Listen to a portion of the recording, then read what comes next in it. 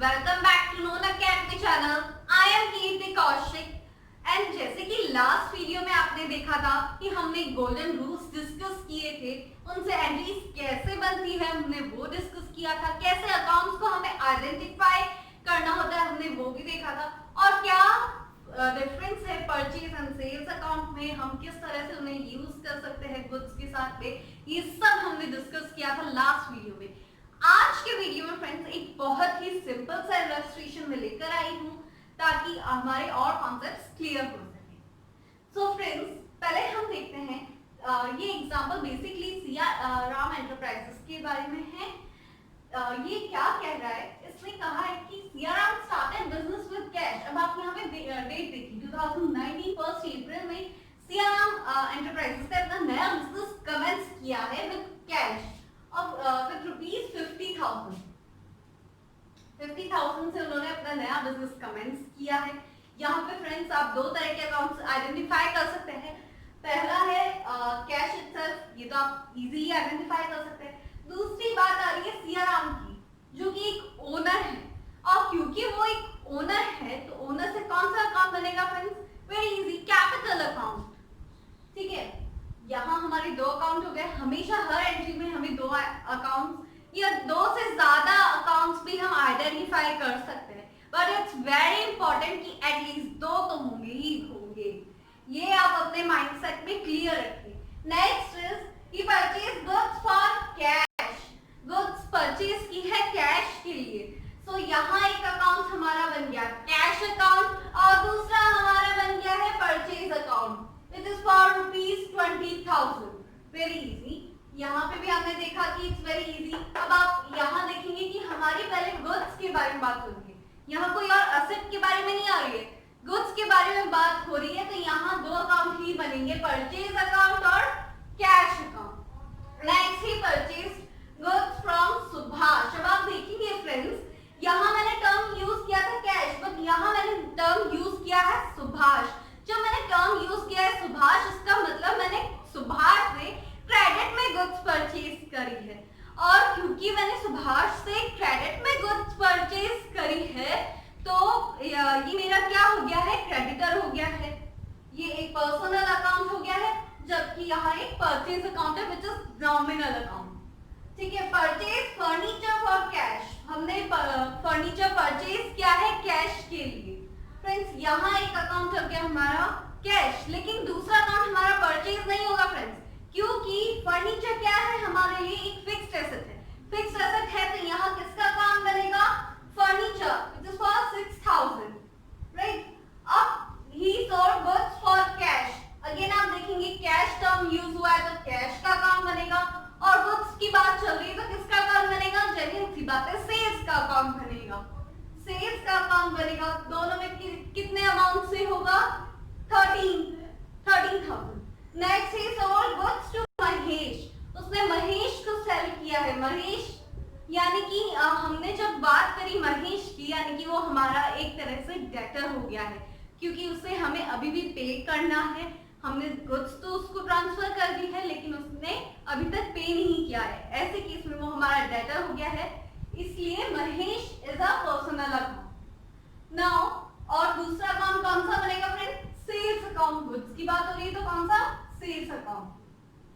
Next हमारा paid cash to Subhash, हमने सुभाष को पे किया। अब आप देखेंगे सुभाष से हमने हमारा कितना ड्यू था, 12,000, बट हमने पे किया है 8,000। फ्रेंड्स इसका एडजस्टमेंट जो है ये हमारे जर्नल्स में शो नहीं होगा, बट हमारे लेजर्स में, हमारे एडजस्टमेंट में जरूर शो होगा फ्रेंड्स, हमारे P&L में इसका डिफरेंस जरूर शो होगा।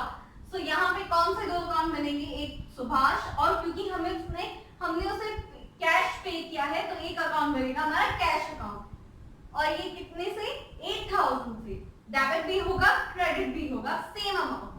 रिसीव कैश फ्रॉम महेश, हमने महेश से, जो महेश हमारा डेटर था उससे कैश रिसीव हुआ है, तो यहाँ दो अगेन दो अकाउंट बनेंगे, cash and Mahesh, which is rupees 10,000 में है। ठीक है, ही पेड रेंट, रेंट हमने उसमें पे किया है।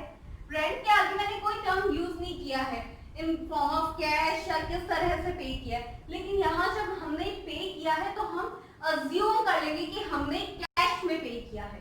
So 4,000 he paid cash, paid salary to Gopal, salary pay की है। सैलरी हमारे लिए एक तरह का कैसा काउंट हुआ है फ्रेंड्स, सैलरी हमारे लिए एक तरह का एक्सपेंसेस हो गया, बट हमने सैलरी पे की है तो या तो हमने कैश फॉर्म में की होगी या हमने बैंक, क्योंकि हम जनरली आप देखिए हम मोस्टली कैश टर्म यूज कर रहे हैं, तो यहाँ हम अज्यूम कर लेंगे कि हमने गोपाल को कैश फॉर्म में ही पे किया है, तो हमने गोपाल को पे किया है सैलरी। तो यहाँ दो अकाउंट बनेंगे, एक होगा सैलरी अकाउंट और दूसरा cash account.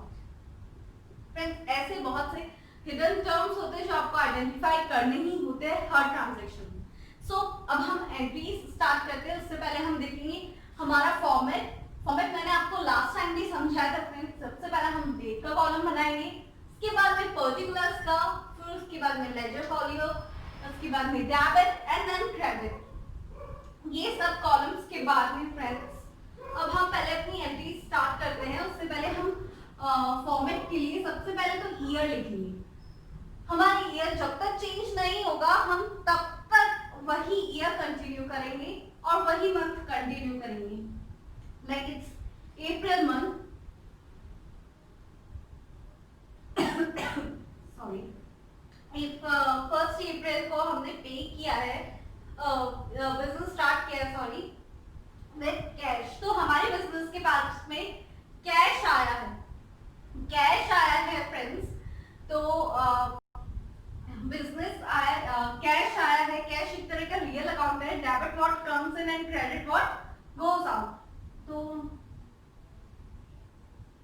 Cash account, debit, और गिवर कौन है फ्रेंड्स, ओनर गिवर है। अब क्योंकि ओनर गिवर है तो इस केस में हम ओनर को क्या करेंगे, क्रेडिट कर देंगे। कैपिटल क्या है हमारा, पर्सनल अकाउंट है, तो debit the receiver, credit the giver, right. तो हमारा कैपिटल अकाउंट क्या हो गया है, क्रेडिट हो गया है विद अमाउंट ₹50,000। बोथ साइड आप देखेंगे दोनों तरफ हम इक्वल अमाउंट से डेबिट भी कर रहे हैं और क्रेडिट भी कर रहे हैं, इसलिए हमेशा टोटल में इक्वल बैलेंस जो होता है वो debit side and credit side. अब यहाँ आप देखेंगे हम पहले नरेशन लिखेंगे फ्रेंड्स, इसे लिखना बिल्कुल ना भूले। Being business commenced,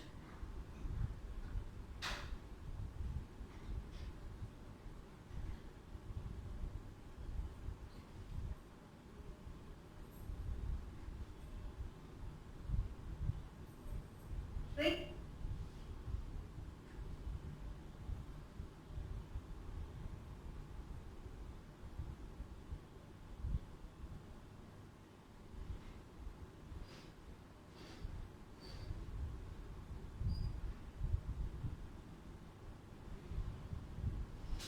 अब नेक्स्ट हमने परचेज की है गुड्स फ्रेंड्स, हमने कब परचेज की है, सेकंड को गुड्स परचेज की है कैश के लिए। परचेज हमारे लिए क्या है फ्रेंड्स, एक तरह का एक्सपेंस है जो कि हमारा नॉमिनल अकाउंट होगा। तो हम एक्सपेंसेस को क्या करते हैं, हम एक्सपेंसेस को हमेशा डेबिट करते हैं, तो purchase account,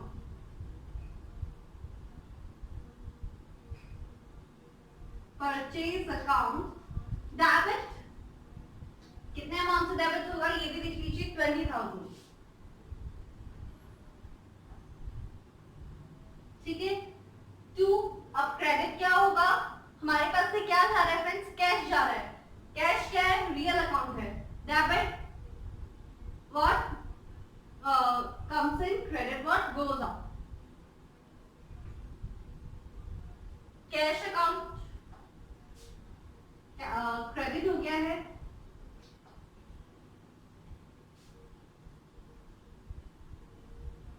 being goods purchased for cash,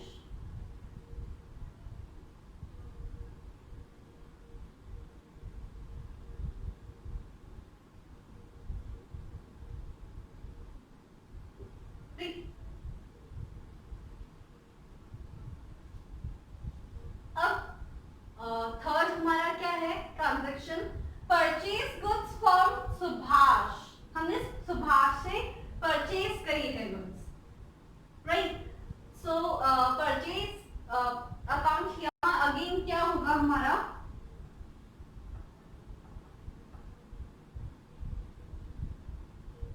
purchase account again debit and vice versa Subhash का अकाउंट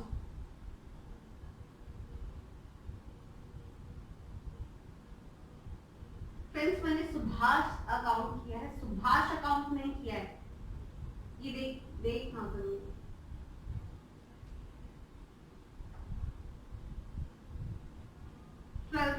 बोथ साइड। यहाँ अगेन आप नरेशन लिख लीजिएगा, मैं नहीं लिख रही हूँ पूरा, बट हाँ friends narration is very important, तो नरेशन आप बिल्कुल लिखना मत भूलिएगा। Right, sold purchase furniture for cash. अब आप देखिए यहाँ पे फर्नीचर परचेज हो रहा है, गुड्स नहीं, तो यहाँ किसका अकाउंट बनेगा? फर्नीचर का। देखिए अब फर्नीचर और कैश दोनों रियल अकाउंट है। फर्नीचर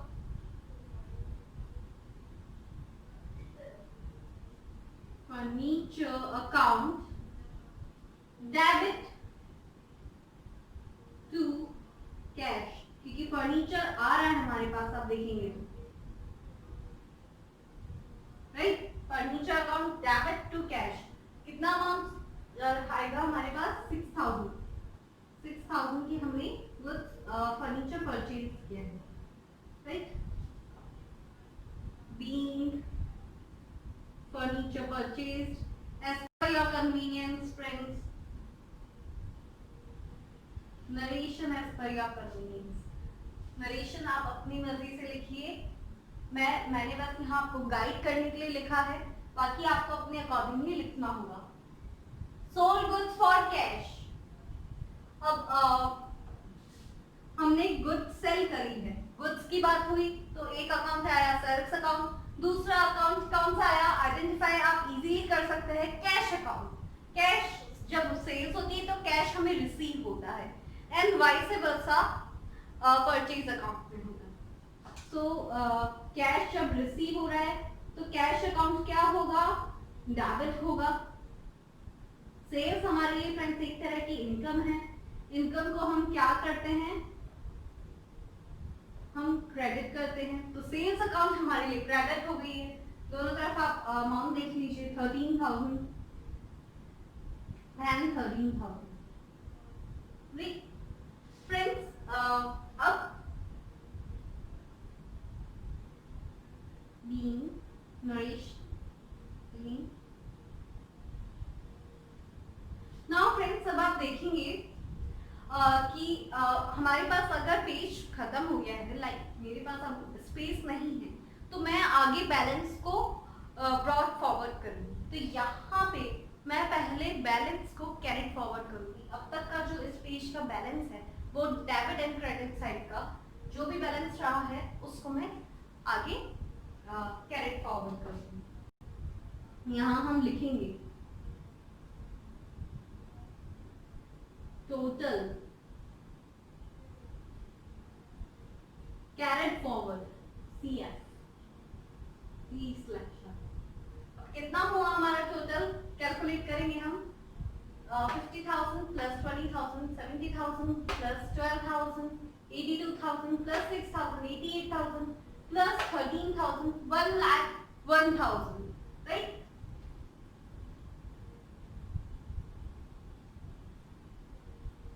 सेम हम टोटल करेंगे।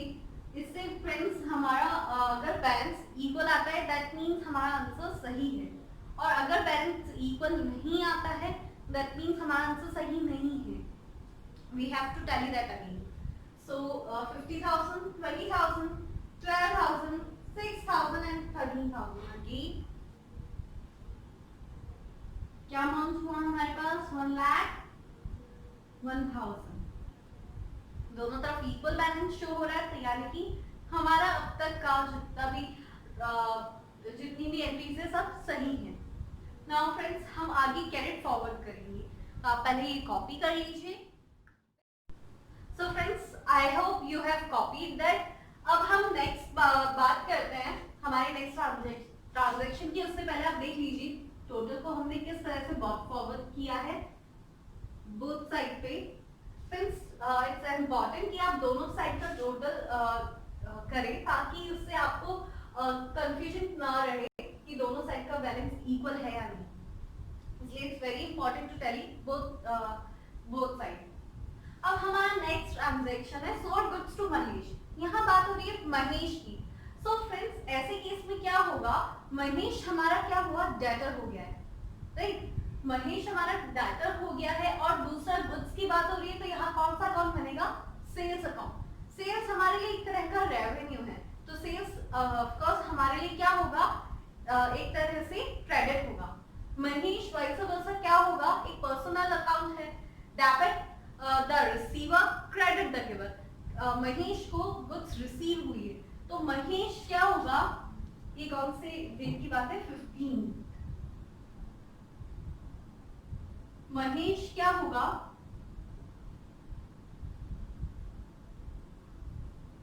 महेश अकाउंट डेबिट, और वही vice versa to sales account, ये हमारे लिए क्या होगा, क्रेडिट होगा। Amount both side equal, 15,000 and 15,000। यहाँ रिलेशन आएगा हमारा बीन, आप जो भी लिखना चाहें आगे, राइट।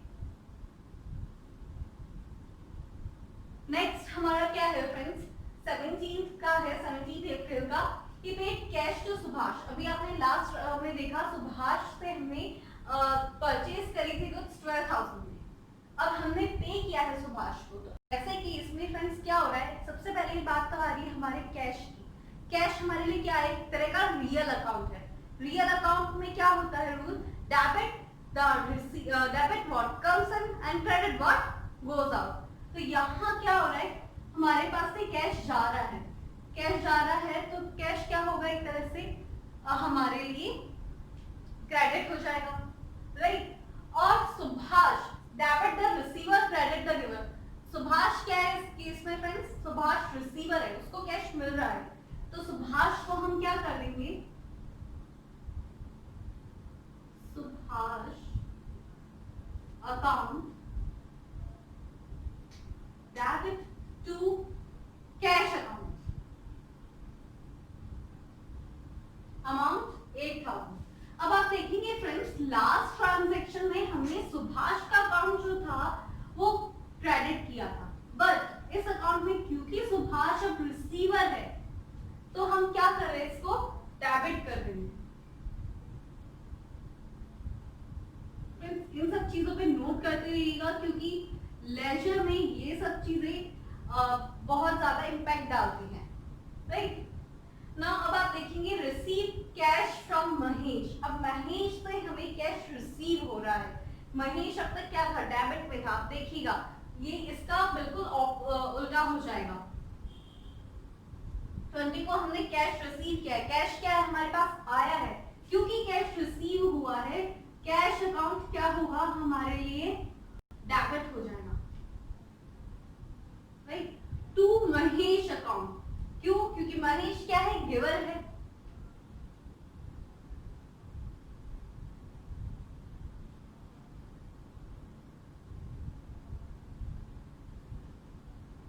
महेश गिवर है और अमाउंट क्या है बोथ साइड 10,000।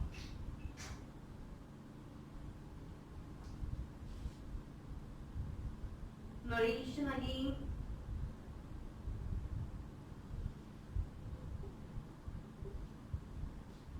अब हमने पे किया है रेंट। रेंट के लिए मैंने आपको बताया था कि एक चीज तो रेंट हमारे लिए पहली चीज एक्सपेंस है, और यहाँ मैंने कुछ आगे मेंशन नहीं किया है, तो वी विल अज्यूम कि हमने उसे कैश में पे किया है, क्योंकि अब तक आप देख रहे हैं हमारे सारे ट्रांजैक्शन कैश फॉर्म में है। कैश फॉर्म में तो हम ये अज्यूम करके चलेंगे कि हमने रेंट भी कैश में ही पे किया है। अब रेंट एक्सपेंस है तो रेंट क्या होगा हमारे लिए, डेबिट होगा। Rent account debit to cash, cash हमारे बिजनेस से जा रहा है, टू कैश अकाउंट। क्या अमाउंट है 4,000 and 4,000। Again narration,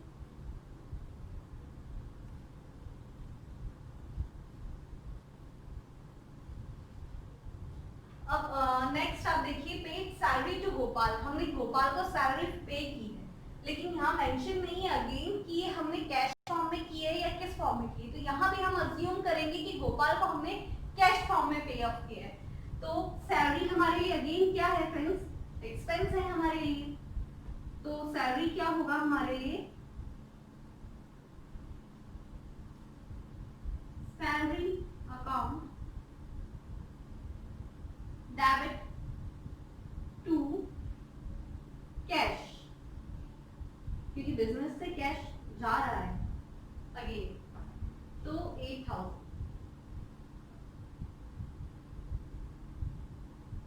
and friends अब हम लगाएंगे टोटल।